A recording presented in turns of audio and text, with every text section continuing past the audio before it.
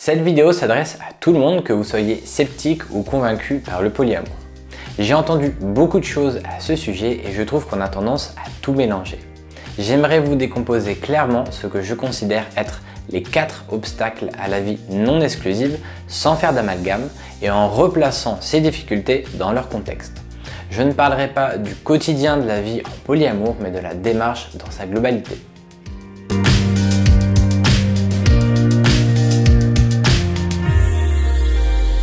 Je m'appelle Romain, j'aime expérimenter différentes façons de penser pour développer l'amour et l'esprit que je vous partage pour élargir votre champ des possibles. J'entends souvent que le polyamour n'est pas possible, n'est pas viable et que c'est déjà très compliqué de se gérer soi-même, de réussir une relation avec quelqu'un d'autre, alors multiplier tout ça paraît complètement insensé. Ces doutes sont fondés, mais n'ont pas grand-chose à voir avec le polyamour. Effectivement, le vrai problème est qu'on ne sait pas se gérer soi-même. On manque cruellement d'éducation émotionnelle et relationnelle. Si on ne connaît pas notre propre fonctionnement, si on ne sait pas s'aimer soi-même, on ne peut pas développer des relations saines avec les autres. Ces lacunes rendent toutes les relations compliquées, peu importe notre orientation relationnelle. Mais une chose est sûre, si vous multipliez les relations, vous multipliez les joies et les souffrances que vous avez l'habitude de vivre. Donc si vous avez beaucoup de mal à gérer une relation, le polyamour peut vite devenir chaotique. Je vais vous illustrer cette idée avec le jonglage. Si vous avez du mal à maîtriser une balle et jongler avec une deuxième, en rajouter va empirer la situation. Et le problème ne vient pas du jonglage à 3 balles ou de cette dernière spécifiquement, mais d'un manque de compétences générales dans la compréhension et la maîtrise de cette pratique. Je pense d'ailleurs qu'en termes de relations, moi le premier, on est tous plus ou moins de mauvais autodidactes. Pour apprendre à jongler, la base c'est déjà de savoir gérer une balle. Cette balle c'est nous. On apprend d'abord à en prendre soin, à bien connaître ses caractéristiques, s'entraîner à la lancer, à la rattraper, développer notre agilité et notre coordination. C'est le plus important. Ensuite, on met cette balle en relation avec une autre, qui peut avoir des caractéristiques différentes qu'il faudra connaître. Et là, on va développer des nouvelles compétences pour faire coexister 2 balles dans un même mouvement sans qu'elles ne se gênent. Ça demandera des connaissances et beaucoup de pratique pour arriver à quelque chose de fluide. Mais à partir du moment où vous maîtrisez complètement cette technique, vous pouvez ajouter 1, 2 ou 3 balles, le mouvement est exactement le même, mais en plus rapide ou plus ample. La seule chose à faire, c'est de s'adapter aux caractéristiques de chaque nouvelle balle. Voilà ma vision des relations multiples. Donc la gestion des relations en polyamour ne demande pas forcément d'apprendre des compétences spécifiques comme jongler avec une 3e balle, mais surtout de faire le travail que ferait n'importe quelle personne qui veut améliorer sa relation de couple. Un travail sur soi, introspection, développement personnel et psychothérapie, et un travail sur sa relation aux autres, communication, attente, organisation, etc.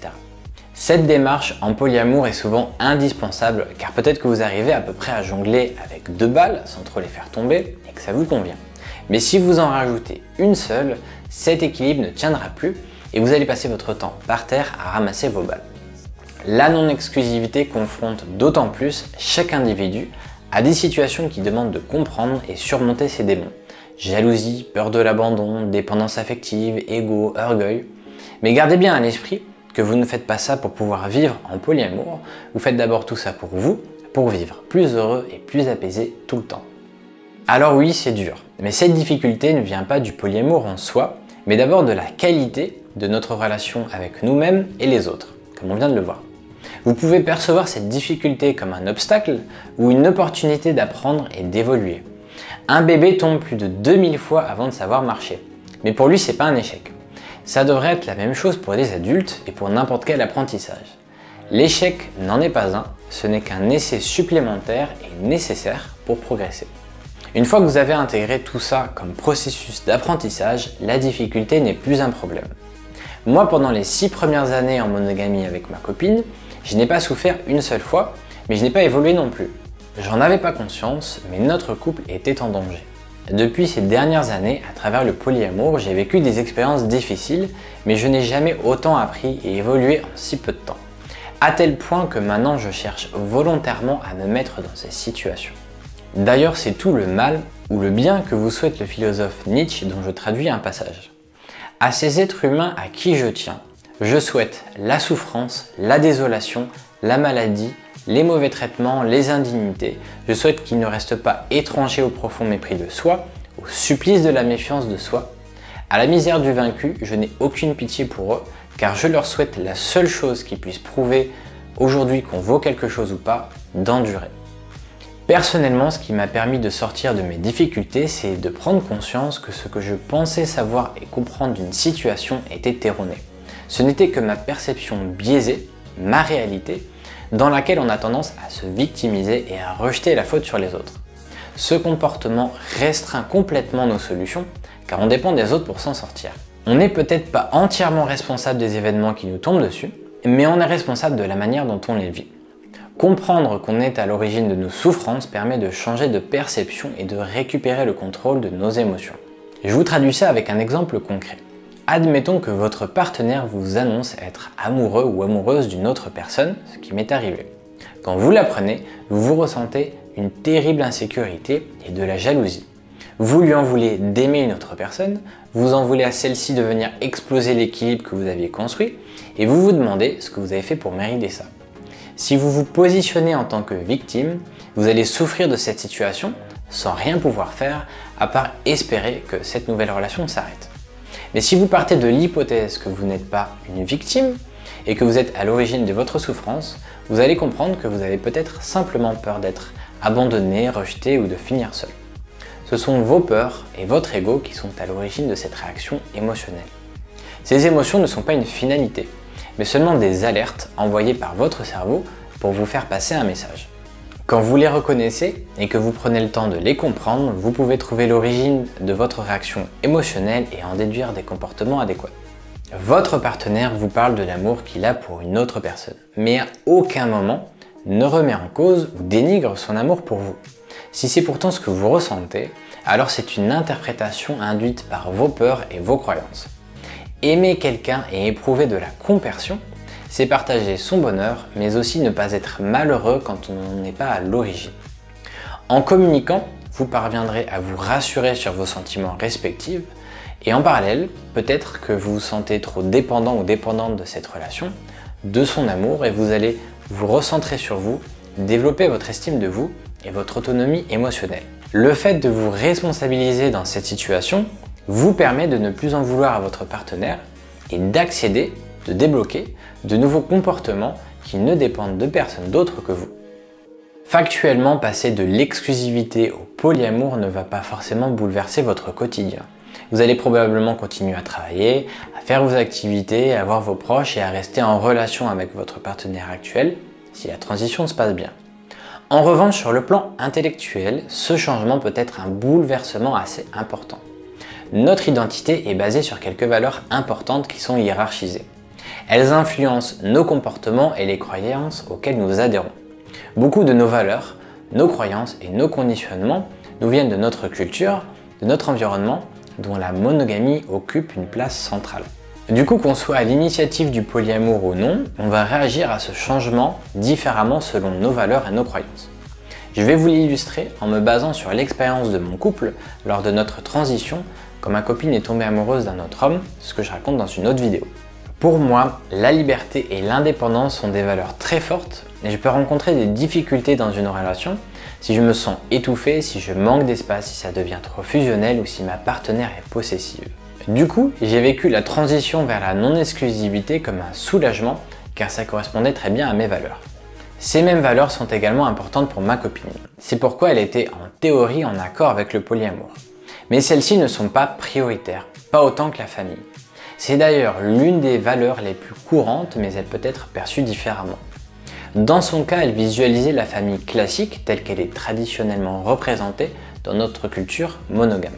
Dans sa réalité, dans laquelle le polyamour n'était pas encore une option, ce nouvel amour était synonyme de tentation, d'adultère, de mensonge et de trahison, ce qui mettait en danger sa famille. Donc sa première réaction a été de rejeter et de refouler ses sentiments pour rester aligné à sa valeur principale. Ce comportement a eu comme effet immédiat de créer un conflit interne qui l'a littéralement rendue très malade, car elle allait contre l'amour qu'elle avait pour cet homme et ses autres valeurs comme la liberté d'aimer. Elle n'avait plus aucun repère et a vraiment vécu une crise identitaire. Plusieurs années après, elle assume de plus en plus cette orientation relationnelle. Pour y parvenir, elle n'a pas changé sa valeur principale, mais elle a abandonné certaines croyances erronées pour déconstruire et réinventer son idéal de la famille qui n'a finalement pas de lien avec la monogamie ou d'autres normes sociales. C'est, je pense, l'un des points majeurs qui rend une transition difficile voire impossible vers la non-exclusivité. On se raconte tous des histoires sur notre vie future. Quand on vit un bouleversement comme celui-ci, ça nous demande d'en faire le deuil. Il n'est pas question de savoir si la nouvelle histoire qui se dessine sera mieux ou moins bien, mais elle est simplement différente et c'est suffisant pour devoir passer par une phase de deuil. Donc je pense qu'il ne faut pas être trop attaché à ces histoires et ces attentes, mais simplement choisir une direction qui nous convient à un moment donné, tout en restant ouvert aux autres possibilités. La peur du regard des autres est à prendre en considération quand on parle de mode de vie alternatifs comme le polyamour. Reprenons l'exemple précédent de quelqu'un qui a construit son identité autour de la famille traditionnelle. Quand cette personne développe un intérêt pour le polyamour et traverse peut-être une crise identitaire, imaginer en parler à sa famille, très traditionnelle voire conservatrice, semble inconcevable. Je pense que cet obstacle peut stopper net beaucoup de personnes dans leur élan, car en plus de faire soi-même tout un travail d'introspection et de déconstruction, il faudra affronter en plus le regard et le jugement des autres. C'est un frein classique au changement. Pour caricaturer ça, imaginez une famille où tout le monde est banquier ou une famille où tout le monde est pêcheur. Forcément, dans les deux cas, si vous décidez de passer d'un métier à l'autre, vous changez carrément de statut social, ce qui pourrait vous éloigner et même vous exclure de votre famille. C'est d'autant plus dur si vous êtes en recherche d'une certaine forme de reconnaissance. Vous allez créer un décalage avec vos proches et vous craindrez d'être rejeté. Faire des choix de vie très différents de son entourage peut donc être vécu comme un véritable risque. Mais si vous vous laissez influencer par ce que pourraient en penser les autres, le risque cette fois, c'est de ne pas véritablement vivre comme vous l'entendez. Si vous pensez être consciemment ou non facilement influençable par votre entourage, n'oubliez pas que comme dirait Stephen Fry, vous êtes qui vous êtes quand personne ne vous regarde. Pour être heureux, heureuse ou aligné, vous devez assumer cette personne même quand on vous regarde. Se sentir légitime d'être soi-même, sans se demander qu'est-ce qu'en pensera un tel ou un tel. Si vous décidez un jour d'en parler, généralement nos proches sont simplement très surpris, mais si vous avez des relations saines avec eux, ça devrait plutôt bien se passer. Quand vous discutez avec quelqu'un qui est bien dans sa vie sentimentale, cette personne sera plutôt curieuse et bienveillante. Mais si on commence à vous faire des reproches, à vous juger, à vous dire que c'est pas bien, que ça peut pas marcher, que c'est n'importe quoi et j'en passe, ça veut dire que cette personne n'est pas bien dans ses baskets. Ce que j'entends par là, c'est que quelque part au fond d'elle, consciemment ou non, quelque chose l'attire dans la non-exclusivité. Elle préfère donc vous en dissuader et vous voir échouer. Pas dans l'intention de vous faire du mal, mais pour ne pas avoir à se remettre en question. Nos réactions par rapport aux autres ne sont que le reflet de nous-mêmes. Donc plus les propos d'une personne sont durs, et plus ça démontre un conflit intérieur important. Vous savez, si vous dites que vous réduisez votre consommation de viande ou de déchets, certaines personnes vont se jeter sur vous si vous mangez un tout petit bout de poulet ou que vous achetez un seul produit emballé. Dans ce genre de réaction, il y a forcément une part cachée de culpabilité. Donc faites bien attention de vous détacher du regard des autres, au risque d'être influencé par la projection de leurs regrets, de leurs peurs ou leurs envies inavouées. Pour conclure sur ces 4 obstacles à surmonter, j'aimerais vous rappeler qu'on n'a rien à prouver à personne. Je remarque que le polyamour est souvent sujet à débat, mais il n'y a pas de débat. Si on était obligé de choisir une orientation relationnelle pour tous, alors là oui on pourrait discuter. Mais là chacun choisit ce qu'il veut. C'est comme débattre de l'intérêt de la trottinette par rapport au vélo, c'est inutile. Chacun a le droit d'avoir son opinion, du moment qu'il ne cherche pas à l'imposer aux autres. Faites également attention de ne pas accepter involontairement d'être dans la position de la personne qui doit se justifier et défendre son opinion. Vous demander d'argumenter et de prouver que ce que vous faites est bien n'est pas légitime. Ça m'est arrivé plusieurs fois de me retrouver dans cette situation et vous pouvez simplement poser cette question à votre tour. Est-ce que tu veux qu'on inverse les rôles, qu'on analyse ton couple et les statistiques de la monogamie? Je ne pense pas et ça ne m'intéresse pas car chacun fait bien ce qu'il veut. Finalement, pour vivre des relations non exclusives sainement, vous allez devoir effectuer un travail important sur vous pour rattraper toutes les lacunes causées par notre manque d'éducation émotionnelle, relationnelle et non névrose. C'est quelque chose que tout le monde devrait faire, peu importe son orientation relationnelle, mais que peu de personnes font. et vous aurez la difficulté supplémentaire d'être à contre-courant du modèle et des croyances dominantes.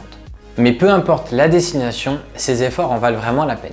Vous allez devoir vous remettre en question, vous responsabiliser, votre ego va en prendre un coup, vous allez affronter vos peurs, lâcher prise, faire des erreurs, sortir de votre zone de confort, perdre vos repères, déconstruire vos croyances, affronter le regard des autres et beaucoup d'autres choses. Mais comme toute remise en question, la récompense est énorme puisque vous allez prendre un virage dans la direction que vous aurez choisie et qui vous correspond vraiment. Voilà, merci beaucoup à Samuel pour son soutien sur Tipeee et pour tous vos messages d'encouragement. À bientôt et prenez soin de vous.